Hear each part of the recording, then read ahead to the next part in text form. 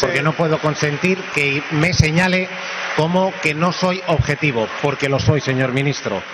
Lo intento al menos. Atención, lo de hoy en el Senado ha sido una carnicería política sin precedentes. Óscar Puente ha barrido el suelo con Pedro Rollán cuando el presidente del Senado intentó censurarlo en plena interpelación, y recibió el zasca del año. Mientras el PP hablaba de guardias civiles, Puente les sacó a la cara los muertos de Andalucía, el escándalo del Jirga y AK-42 y la privatización de la sanidad de Moreno Bonilla. Pueden hablar de sensibilidad los mismos que dejaron a los andaluces sin salud pública. Escucha cómo el ministro los destroza con datos y los deja sin un solo argumento. Suscríbete a Contrapunto Nacional y no te pierdas el relato que el PP quiere enterrar. Presidente, gracias, señor presidente. Me dice usted que el PP no saca a ETA a pasear. ¿Usted se ha oído? Claro, es que 1 más 1 son 2. Y entonces, escuchándolo a usted, pues se da cuenta de que efectivamente ustedes hacen algo que es verdaderamente curioso. Porque mire, la derrota de ETA, el abandono de las armas por parte de la banda terrorista, fue un triunfo de la democracia en nuestro país. Un triunfo de todos los demócratas. Pero ¿sabe quién lo impulsó definitivamente? Lo impulsó un gobierno socialista. El presidente Zapatero, el ministro Pérez Rubalcaba. ¿Sabe qué hizo el Partido Popular en aquella legislatura? Pues, como tantas veces, hacer una cosa en público y hacer una bien distinta en privado. En privado, apoyar el proceso de paz que había iniciado el presidente Zapatero y en público manifestándose contra la ruptura. En aquel momento España se rompía por esto. Ya sé que suena ridículo, pero es que son los argumentos que ustedes utilizan. Cada legislatura España se rompe por una cosa diferente. En aquel momento era porque estábamos intentando que en España no hubiera terrorismo. ¿Y sabe qué? Que lo conseguimos. ¿Y sabe qué? Que ustedes estaban en contra. ¿Y sabe qué? Que hoy España es un país mejor porque no hay terrorismo. Gracias. Señor presidente, la verdad es que he perdido ya la cuenta de las veces que he comparecido en sede parlamentaria, tanto en esta Cámara como en el Congreso de los Diputados, para hablar de esta cuestión. Y una de las cosas que he hecho en falta es que ustedes varíen un ápice, aunque sea pequeño, los argumentos que han utilizado desde el primer día. Es decir, desde el primer día utilizaron unos argumentos, pasa el tiempo, ustedes siguen en lo mismo. Dice usted que esta comparecencia era necesaria, que era obligada, y sin embargo ha iniciado usted la comparecencia hablando de temas que nada tienen que ver con el objeto de la comparecencia, como el fallecimiento de los guardias civiles en Andalucía esta semana, ¿no? La verdad es que no sé qué tiene que ver esto con la cuestión. Mire, es inevitable que yo traiga a colación el otro gran accidente que tuvo lugar en la red ferroviaria española en el año 2013. 80 personas fallecieron en un tren camino de Coruña. Ustedes entonces reclamaron que no se cuestionase la seguridad del ferrocarril en España. Claro, les hago una pregunta. ¿Les cuesta tanto a ustedes aplicarse el cuento? ¿Es tan difícil que ustedes no cuestionen la seguridad del sistema ferroviario español, que es uno de los mejores y de los más seguros del mundo? Para que lo entienda bien, es mucho más seguro el sistema ferroviario español que el sistema de cribado de cáncer de mama del sistema de salud andaluz, para que se haga usted una idea. Muchísimo más. Mire, 2.300 mujeres andaluzas han sido afectadas por errores en los cribados de sus potenciales cánceres de mama. Debemos colegir por ello que el sistema de salud pública de Andalucía es un sistema inseguro, del que no nos podemos fiar. ¿Deben ir los andaluces con miedo a los hospitales, señoría? Mire, un reciente estudio de la revista científica Gaceta Sanitaria de la Sociedad Española de Salud Pública y Administración Sanitaria ha revelado que el exceso de mortalidad por cáncer se disparó en Andalucía entre 2019 y 2024 en relación a los 5 años anteriores. ¿Y sabe qué destacan sus actores? Que se trata del periodo que coincide justo con la profundización en el proceso de privatización de la sanidad pública andaluza, impulsado por los gobiernos del Partido Popular. Con los datos actualizados, 200.000 andaluces están esperando una operación con una media de espera de Señor ministro, 173 días. Señor ministro, le ruego que se ciña a la cuestión. Creo que ya ha tenido tiempo suficiente para abordar otras cuestiones. No le escucho bien, presidente. Perdóneme. Sí, le indico, señor ministro, que se ciña a la cuestión, que ha tenido tiempo para abordar otras cuestiones ajenas al asunto. Mucha más relación con lo que voy a decir, esto que estoy diciendo, que la muerte de los guardias civiles con la que ha empezado su discurso la señoría del Partido Popular. Pero, en fin, ya sabemos todos que esta es la casa del Partido Popular. Esta es la casa que han Pero decidido mire, los españoles le en voy las a- pasadas elecciones generales, señor ministro. Se lo tengo que recordar, aplíquense- porque no puedo consentir que me señale como que no soy objetivo, porque lo soy, señor ministro. Lo intento al menos. Señor presidente, las elecciones generales determinan la composición de la Cámara. El uso que hace la mayoría de la Cámara de su presencia en estas instituciones es suyo, es de ustedes, no de la ciudadanía. Pero, en fin, ¿por qué digo esto? Yo no venía aquí a hablar de corrupción, pero si querían ustedes hablar de corrupción, podríamos hablar, por ejemplo, ya que estamos en Andalucía, del caso de corrupción de la Diputación de Almería y su presidente, que, por cierto, empezarán a declarar el lunes, después de las elecciones del domingo. Es verdad que con los tiempos judiciales tienen ustedes una suerte tremenda, ¿no? Mire, usted dice que deje en paz el accidente de Angrois. Pues no puedo hacerlo, señoría, porque las comparaciones son odiosas. Dice usted que en el caso del accidente de Angrois hubo una sentencia judicial de hace 2 meses que establece que se trata de un error personal. Pero ¿sabe usted ya la causa del accidente de Adamuz? ¿Ya ha establecido usted las conclusiones? ¿Hay alguna resolución que establezca la causa del accidente de Adamuz? ¿Por qué establece usted las responsabilidades políticas? Mire, le voy a decir una cosa. Hasta la última sentencia de la Audiencia Provincial de La Coruña, en el caso de Angrois, la responsabilidad era compartida entre el maquinista y el director de seguridad de Adif. ¿Sabe lo que decía la sentencia anterior y las conclusiones de los expertos? Que con una simple baliza se habría evitado ese accidente. ¿Asumió alguien responsabilidades? No. ¿Se reunió alguien con las víctimas? No. Usted me pide empatía con las víctimas. Yo me he reunido ya con las víctimas, señoría. Cosa que ustedes no han hecho todavía a día de hoy con las víctimas del accidente de Angrois. ¿Cómo no voy a remitirme al accidente de Angrois? Me piden ustedes sensibilidad, que es justo todo aquello de lo que ustedes carecen. Ustedes a las víctimas simplemente las utilizan en su propio beneficio.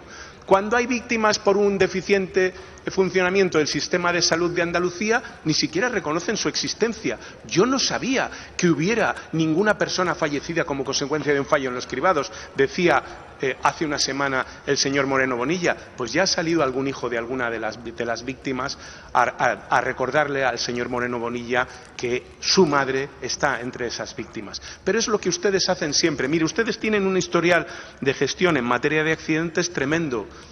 Les he recordado a Angrois, pero si quieren les recuerdo también el Yak 42. Ustedes metieron a los militares en un auténtico ataúd volante. Y cuando ese ataúd volante cayó, ustedes metieron los restos de aquellos militares hasta tres militares distintos, restos de 3 militares en un ataúd, y se lo entregaron a sus familias. Ustedes no están en condiciones de dar lecciones absolutamente a nadie, ni de gestión pública, ni de trato y relación con las víctimas. Y menos a mí, señorías. Muchas gracias.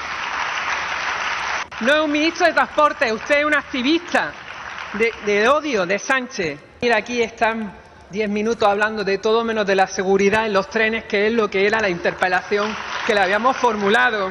Ya hay que tener cuajo. De la banda terrorista ETA. Pero en su último auto va más lejos. Revoca la semilibertad de Amboto, condenada a 700 años de prisión, y advierte del impacto que estas decisiones generan porque causan perplejidad a los ciudadanos y dolor a las víctimas.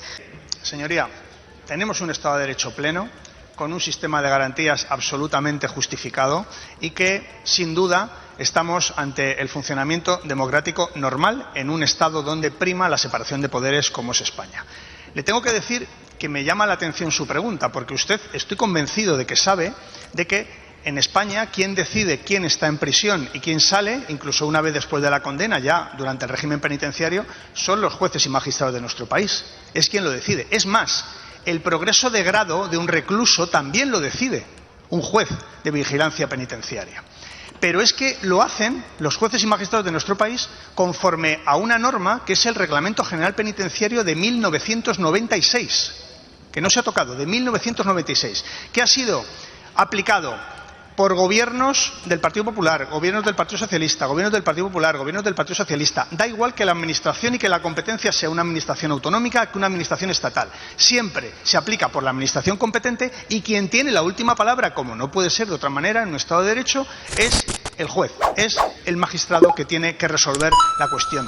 Por eso, le digo, me sorprende enormemente la cuestión que me plantea, porque estamos en un Estado de Derecho.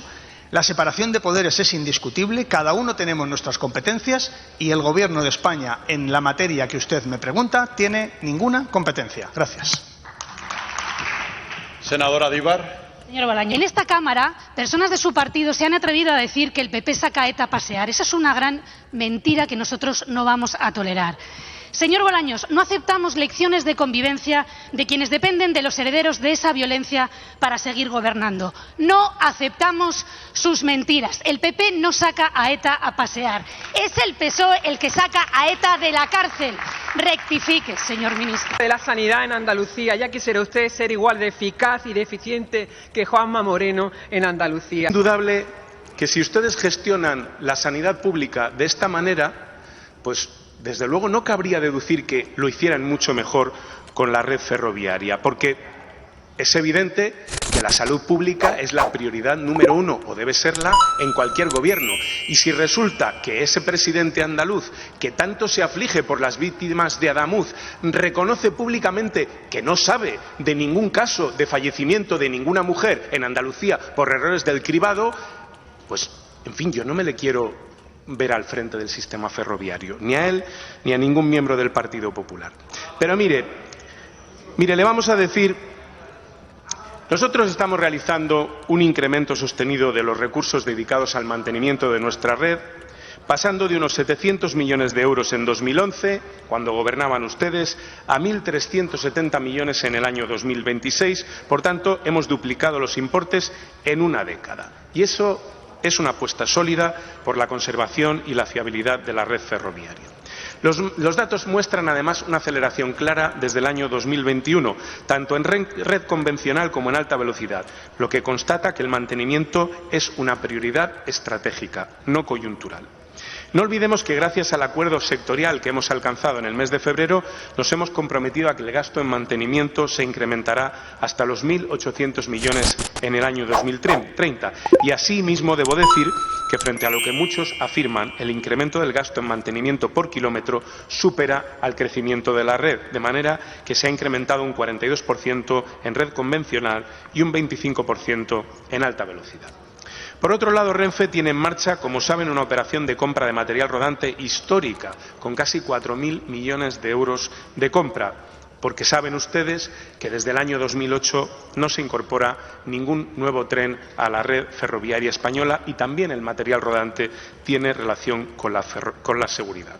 Además, se están invirtiendo más de 300 millones en estaciones de cercanías para mejorar accesibilidad, experiencia de los viajeros, junto con intervenciones de puesta a punto y modernización de los espacios.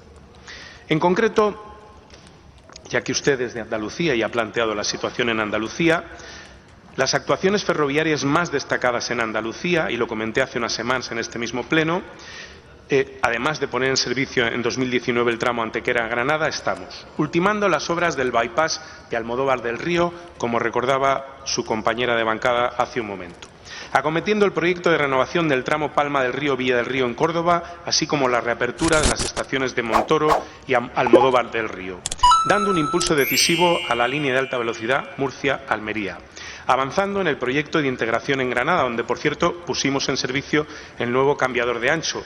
Quizá su señoría, que es de Granada, recordará muy bien el aislamiento ferroviario al que el Partido Popular sometió a esa provincia durante más de 5 años. Avanzamos en la redacción de los proyectos de renovación y acondicionamiento del tramo Granada-Almería. Estamos avanzando en la variante de Loja, las duplicaciones pendientes del tramo Antequera-Granada.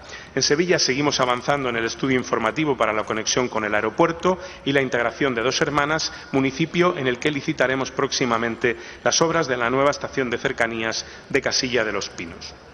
Estamos redactando los proyectos de la línea alta velocidad. Como saben, 5 proyectos, más de 35 millones de inversión en esos 5 proyectos, a la vez que acometemos mejoras en la línea convencional, en la financiación de diversas infraestructuras desarrolladas por la Junta de Andalucía y en las cuales el Ministerio participa a nivel de inversión. Por otro lado, Renfe, como saben, tiene previsto construir una nueva base de mantenimiento en Andalucía, concretamente en Málaga, con una inversión estimada de 40 millones de euros. Además, tiene previsto adecuar la actual base de mantenimiento integral de Málaga para adaptarla al proyecto del material S104 con una cuantía económica estimada de 10,5 millones.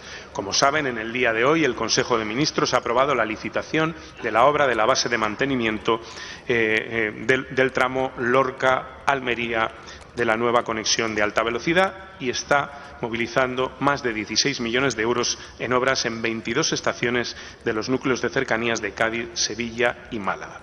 Así es como se mejora la fiabilidad y la seguridad de una red ya de por sí muy segura, una de las más seguras del mundo y una de las más fiables del mundo. Señoría, no con palabras y no con análisis, si me permite, que no están a la altura de un senador del Parlamento de España. Analizar las roturas de vía, como ha hecho usted, pues en fin, den ustedes tiempo a que la investigación se produzca y se esclarecerán las causas del accidente. Si ni siquiera ha ido todavía el carril al laboratorio, extraer conclusiones en este momento es absolutamente prematuro. Pero, sobre todo, les invito a que hagan suyo lo que ustedes pedían, ya concluyo, señor presidente, lo que ustedes solicitaban tras el accidente de Angrois. No siembren el desconcierto ni la inseguridad en los usuarios del tren en nuestro país. Muchas gracias.